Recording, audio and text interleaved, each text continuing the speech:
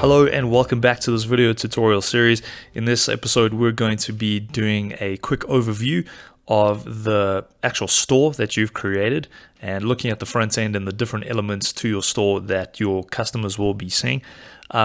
This is a continuation from the previous episode, so if you haven't had a look at that yet, definitely check out the first episode where we created our store and you'll be right on track. So once you logged in and you see your store dashboard for the store that you've selected, on the left hand side you'll see a visit your store link. If you click this link, which I'll actually do right now, you'll see in a new tab that your store will actually open up on its unique URL, in my case brilliantguitars.spaza.co. So as you can see, the store's obviously just grab the name that you've given it up at the top there. There's no logo yet because we'll obviously just add that in. We have at the top of the page some links that's obviously the main links to the site. We've got products, collections, about, contact us. Then next to that, search, and then the cart, the current cart that the user is looking at the moment.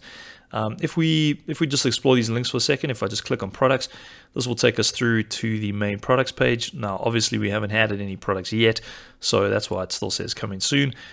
Clicking on collections, because we obviously haven't added any collections yet, this is just going to link us straight back to the all products section, which is exactly what we've seen. Not to worry, we're going to look at that very, very soon. The about page, if we just click on that, again, we'll just be presented with some placeholder data or information, just a very generic welcome to online store. Any comments or questions, click contact us, which is the next link at the top of the page. So let's just click on that, and you will see we'll come through to a contact us page with a little capture image. And yeah, when your clients want to send you any messages, this is the form that they'll fill in, and you will receive these messages through your email, the one that you specified during registration. Next to that, we've got a search. Clicking that will just bring up a little modal window where your users can fill in anything that they'd like. So I'm just going to search here really quick, awesome guitars. Now, obviously, because we don't have any products yet, if I click search, nothing's going to be returned. So that makes perfect sense. So we're going to look at that in an upcoming video as well. And then the last link at the top, the cart link, if we click that, you should see another modal pull in from the right hand side, just detailing anything that's in the cart. And because we haven't added anything, we expect that to be empty. So far, so good.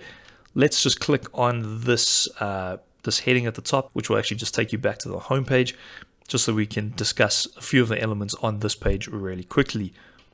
So obviously, kicking off, we can see the main feature on the homepage is the big homepage slider element.